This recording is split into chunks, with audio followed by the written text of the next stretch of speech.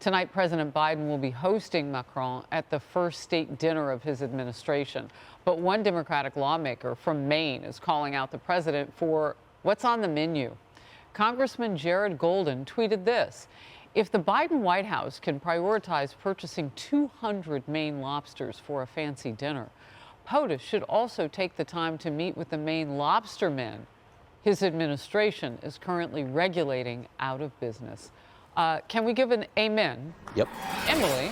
He's absolutely right. The White House continues to do this as well. I noticed that, remember, in the tea that Kamala Harris hosted, they had some Napa wines where they, too, are going through an over-regulated, under-supported business. It's the reason why, unlike our parents and grandparents, I should say, well, my age, more like grandparents, were fostered as entrepreneurs. The American dream was achievable in one generation. You could start a business, grow a business, and be supported. Yes. Now, you absolutely cannot. Now, it is cheaper for a winery to purchase someone else's wine and put their label on it than to grow it themselves. How in any way does that support these generational family businesses with their livelihoods, an American livelihood as well, and then to have the White House so thoughtlessly, so in such a tone-deaf way, put it on the menu? I wouldn't expect anything less from this administration. So true. And just as an aside, you're ageless. I don't even know. Yeah. All in. Thank you. Truly 21. Only on the inside. Nope. Jimmy? Yes. Listen, you quote Ronald Reagan when it comes to regulation. You know, government is not the solution to the problem. Government is the problem. Yep. It's always the problem. As it pertains to the menu tonight, Biden actually relates to lobsters because when he's in a restaurant, they put rubber bands over his claws so he doesn't grab any women or sniff any kids. But stick with me. I mean, seriously, this is ridiculous. Playing all week, folks. Yeah, I'm not messing around. I'm actually off this Tip your weekend. I gotta get them out servers. here. But no, again, there's this constant indifference to the suffering being caused by this administration. When we're talking about inflation, they're like, oh, it's better. We're talking about gas, well, it's better than it was. No. People are getting smoked by their policies. And they keep trying to sell us a perception that these are the well-intended, do-well progressive Democrats, but they're screwing over the little guy. So I will keep making fun of them, because screw them. So how ironic is it, though, that within Biden's own party, they are calling this out? I mean, usually he gets a warm, fuzzy pass, even from the liberal media. Well, and to Jimmy's point, it's not indifference, it's intentional.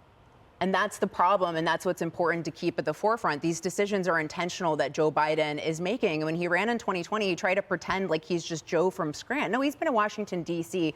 for, something like 50 years, right? And all his policies that he's waged are waged on the working class Americans. You see what he's decimated the energy industry as well. Now he's trying to put these fishermen out of business as well, but they have no problem eating the lobsters. They have no problem with their own celebrations, just like on climate. They want to regulate the energy industry, destroy all these hardworking Americans, their jobs, the ability for them to put food on the table when it's already hard with inflation and everything else going on in the country. But, you've got, but they have no problem flying private. They have no problem buying these mansions on beaches, right? And so it's all just hypocrisy, but it's intentional pain. And a really quick, because we want to get to Carly, follow up on that.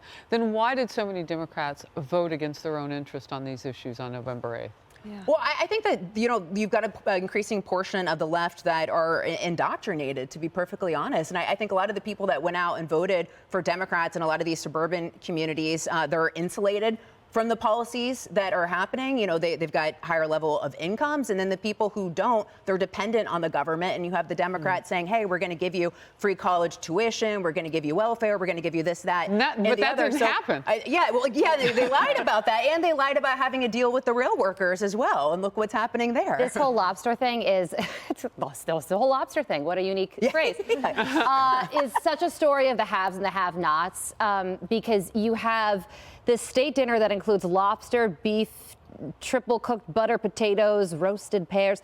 The First Lady called the menu an expression of welcome and friendship in a way to connect through a language that sort of transcends words. And then you have the people that would are be Chick-fil-A. You have the people that are putting if you're asking me.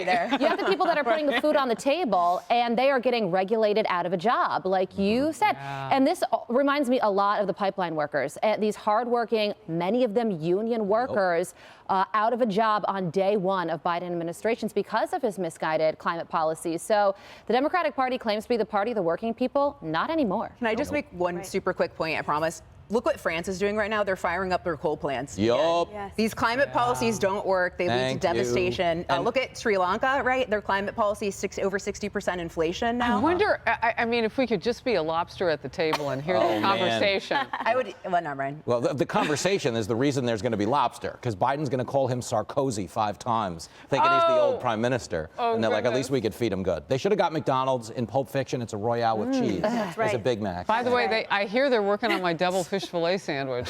Oh, hey, girl. I'm I need hungry. 2 layers. Hey everyone, I'm Emily Campagno. Catch me and my co-hosts Harris Faulkner and Kaylee McEnany on Outnumbered every weekday at 12 p.m. Eastern, or set your DVR. Also, don't forget to subscribe to the Fox News YouTube page for daily highlights.